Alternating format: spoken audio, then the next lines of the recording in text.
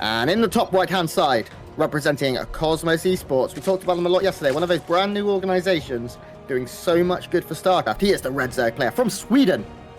It's SortOf. Using that new skin as well. Look at that sexy mechanical Zerg skin. God, that's gorgeous, isn't it? Oh. Yeah, it is super, super pretty. And his opponent in the bottom left-hand side using the boring old non-war chest skins. Come on, Elazer. Support StarCraft 2. Shell out for the war chest. Representing XCOM Gaming, it is Ego Esports' Elazer. It's always tough when a player's in a clan and a team and they're not the same. Oh, it's awful, isn't representing too many organizations at the same time. Well, look at this. Identical builds here from both players. Hatch, gas, pool going down for SortOf. Hatch, gas, pool going down for Elazer as well. Sort of what I expected this game. I didn't expect either of these guys to be too terribly aggressive in game number one. While both players certainly have the capability to 12 pool and absolutely win with it, I'm really happy to see them both going for the hatch gas pool. We might get to see a bit of a longer game here. It's not going to end at minute 3 this time. Yeah, and I really like to see that Miko Elazer wants to see what mechanics Bergman's got in the tank. He wants to take him. He wants to take it into at least an early mid game. This could end in a Ling Bane war in the 4-minute mark. But I do imagine we're going to see some tech going down, maybe a little bit of Roach Ravager across the field, and yeah, Elazer going to see if SortOf can live up to his own name. His name SortOf or his name Mechanics Bergman? Oh, Mechanics Bergman, 100%. Okay, because I feel like he's already sort of good by being in this tournament, by the very nature of being in this tournament. Yeah, you're right. Man, I need to learn more about the lore behind these skins. I mean, look at this. Like, it's the freaking. There's an antenna with a wire going down to the middle of this extractor. This is just delightful. I can't get over how nice these skins look. Oh, yeah, the war they look chest so really great. bringing it this year. Yeah, they've done an incredible job of producing some nice skins. And like, did you see? Was it the new carrier skin? No, I haven't. That comes out in one of the later phases. That was so good. There was one of the Protoss air units, and I was just like, I am in love. It looked incredible. So big shout out. If you haven't checked out the war chest, please do. We don't get any money from saying this either. We're not selling it. But genuine support from genuine fans. Also, I don't want to feed the hype train or the rumor mill too much, but I did see the artist who did those amazing war chest portraits a couple years ago. Somebody had asked, "Hey, are you doing more portraits?" And he's like, "Oh no, it takes a long time to do them, and it's just I can't make it work."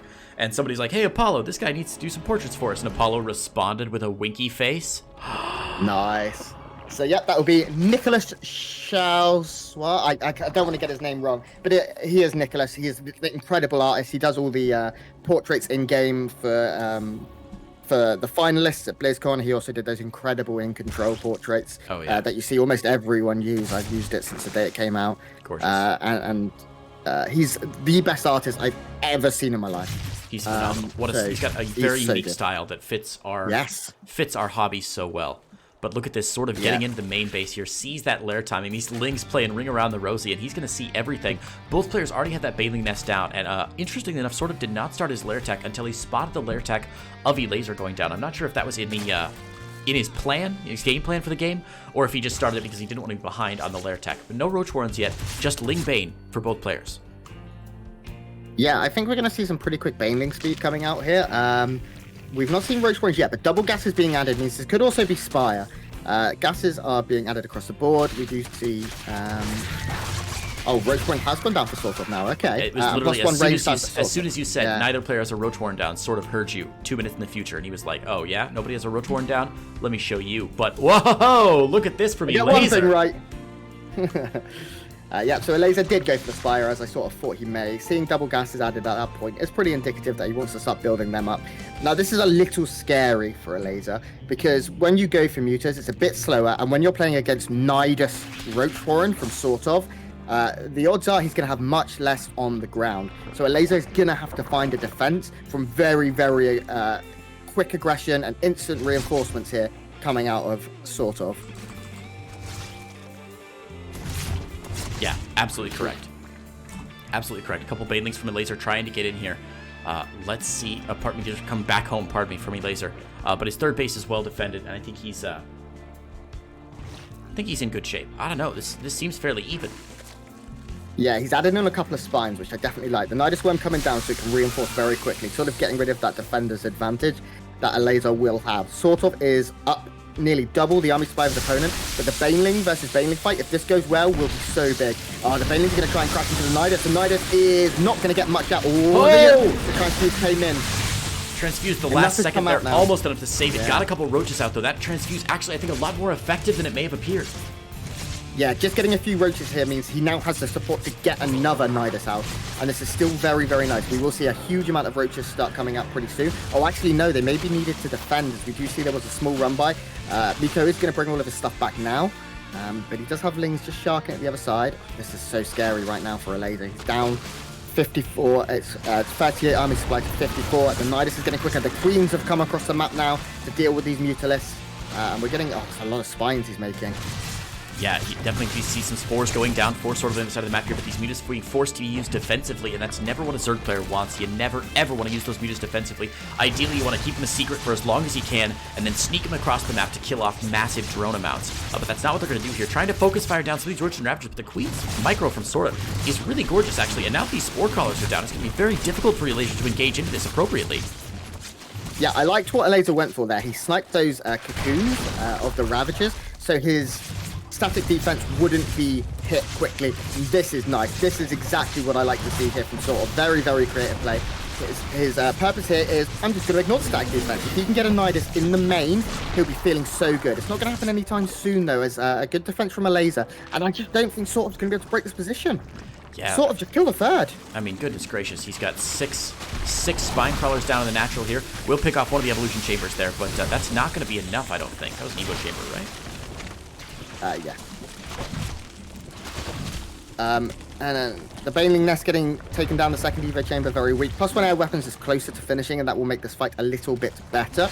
You can see the Queens are trying to support that Nidus right now. If that Nidus goes down in the main, then this game changes very, very quickly. I'm a little bit worried right now. It's been left to go in. And what he's going to do is he's going to go into the Nidus and unload into the main. And with a few Queens and the Spore Crawler support here, this is going to end up being pretty decent. The first couple of mutas fall. You can see the Spore Crawler on the low ground doing so much DPS. Meanwhile, Roaches are just going to run on by and, you know, enjoy your spine crawlers because they're nowhere to be seen. So many drones will die. Oh my lord, it's going to be every drone going down here in the main. None to survive. The Lair going to be targeted down now. The Spire is on the low ground, luckily, so that will survive. We have the Lings coming back, but I think SortOf has just found a great angle to get some damage done. All he needs to do now is just survive against Mutalisks. Look how many spores he has. Gonna pick that third as well, and now that he's got so many spores going down, I think he is in a pretty decent shape, honestly. I was a little worried that he may have overcommitted with the Roaches, losing all the Roaches, and then he would have just been vulnerable to an all-out attack from the Mutalisks here. But he's gonna have to contend with this Ling run by from Elazer first, and I think he's got plenty back home. Roaches, Queens, no spores, interestingly, anywhere back home. If these Mutas were to go across the map, they could get some serious damage done. But of course, Elazer can't afford to move them across the map right now because he would get rolled over very quickly. That third base still alive from Elazer somehow. Come on, SortOf. Go send one Queen to sneeze on that hatchery so it falls over. Yeah, it's a little bit... I'd say that is a slight mistake. If he'd have had one Roach on that for the last couple of minutes, there would have been less larvae production. We can see the run-by was held. A couple of workers going down here for SortOf, but nothing he needs to worry about because he's up 14 at the moment. He has managed to kill 21 drones in this game whilst only losing about 3 of his own. Biles coming in. Oh my god, do you see how many Overlords just died? That was a lot, goodness me. Elazer down to just 98 possible army supply. That's fewer army supply than the total army supply of SortOf. Elazer down to 25 army supply, and GG goes down. What a great aggression from SortOf. That was absolutely gorgeous, Grant. Yeah, SortOf playing on a knife's edge in that game, and it worked out beautifully for him. As you said, he didn't make spores at home. He took that risk. He knew he had the contain strong. He didn't kill the third, but getting into the main was a mistake there. The Mutas could have jumped on and cancelled that Nidus one once again, but they just weren't. It looks like Miko wasn't paying attention to it, and it didn't work out. So a great game there for SortOf. We now move on to Pillars of Gold for map 2 to see if our Polish Zerg player can bring it back. The final map would be Submarine. And SortOf looked strong. I'm impressed. Yeah, he really did. We kind of expected Elazer to win this series. It's going to be a close one, but SortOf out to a quick game 1, and he looks very solid. Hang on just a minute. SortOf is queued up as Terran here. We could do an off race, but that would be There we go. Fixed it. Okay, thank goodness. Just making sure all the casters are in the lobby, guys, and then we will get going. And meanwhile, a small update. It seems Vanya is currently leading against Goblin, and is the biggest Goblin fan in the world. Oh, no. Come on, Gabo. You can do it, buddy. He messaged me just before saying he was going to win. I told him to slay him, but so far there's not any slaying. Well, I'll send my cheers out for Goblin. He's a fun player, which I value above almost anything else in this game. If you're entertaining and a wonderful human being, I will always be a fan of yours, so I do love Goblin quite a bit. Wonderful human being. You don't know Goblin that well. Well, you know. He's funny, at least. That's half of it. Oh, he's hilarious. Hilarious. I asked him once for a little bit of help, and he was like, oh, I'll sell you some replays. This is someone who I'm very good friends with. And then he sends me 5 replays of him doing the exact same build every game, which is what I asked him not to send me. And he was like, lol, you lose. Yeah. Anyway, we are into our next map. And Creighton, Olsen, what do we have here? In the top right-hand side, representing Argo Esports from Poland, the Zerg player, trailing in the series, it's Elazer. Is it Argo Esports? I always say Ego. Argo, yeah. Really? I think so. And his opponent in the bottom left-hand side, in the blue, representing Cosmos Esports in Sweden, it is Rickard Mechanics Bergman. Sort of. Good old Mechanics Bergman. Okay, so we are seeing very solid openings from both again. Neither one is going for that quick win. I maybe thought SortOf would go for it. When you're up a map, it is generally the time when you're going to go, I want to win. I want a cheeky roll over my opponent before he can get back into the series. But SortOf is going to play it out. He is a good macro player. He's a very solid macro player. It's not like this is Bly and there'd be like 9 hatcheries right now in different places on the map. You don't really expect that from SortOf. He's a very rounded player. And I've always said with SortOf, he's just been unlucky because he has the skill to really be at the top alongside players like Elazer, and he just never quite made it click. So I'd love to see that from him in this. If beating Elazer would be an insane start. Yeah, taking out Elazer. Of course, we're in a group stage bracket right now. We're in a group stage right now rather than bracket play, which means that if if Elazer loses here, he is by no means out. He's not even really that far behind. He just loses his first match, which is never where you want to start. But it's not like he's got to battle his way through a loser bracket or something like that. He just has to keep executing on these builds very well and trying to win each match as it comes to him rather than, prepping for another opponent and being worried about getting knocked out. So I like the format a lot here for these two players because even if, as we've said, as we're going to continue to say all week long, Grant, these players are all at the top of their game. It is. If you pull up a Ligulac and get the top 32 EU players, that's more or less what we have here. Yeah, definitely. And I'm so happy that we get to see all of them in probably the most fair format we could possibly imagine. It's not a brutal, best of one losers bracket because we got to end the tournament really fast. We've got 5 days, 10 days to get all this done.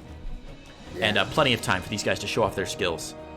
So, yeah, everyone plays everyone. So it is 7 games in the bracket for everyone. Like the Premier League, except we don't go backwards again.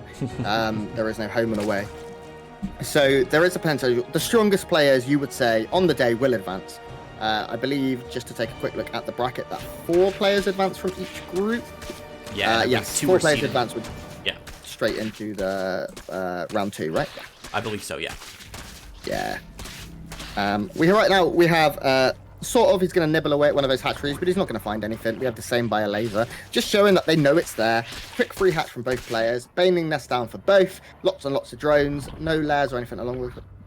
Coming. The only difference right now we're seeing is that Elazer has an evolution chamber. Yeah, only difference. And he's so going to begin far. +1. So we will be seeing roaches coming from Elazer very shortly. Of course, Queen's also benefiting very slightly from that +1, even though they just tickle anyway. Nice scout from SortOf is going to get in and see all of the naturals, see the gas that was taken there. And still no roach roaring, but I imagine we'll see that very shortly here from the Polish player. Look at that. Right SortOf is getting the roach roaring first. He does have a Evo chamber of his own, but he's not started any upgrades yet. I don't know if you know this. I may have told this yesterday, Grant. Do you know there's a Korean clan that's called Free Hydralisks? Which is what the Koreans call queens, apparently. They call them Free Hydralisks because they're because they do so much damage. Yeah, that is good. I always love that because I was trying to sound it out in Korean one time. I was like, oh, it means free something. And they're like, oh, that's the Korean word for Hydralisk. It was great. See, again, going back to Goblin, who's currently playing on the mainstream, he calls them Tempests because of their range. So his emote is Pawn Clone, which is the name he used to go by. So it's Pawn Clone Tempest, and it's just a picture of a queen.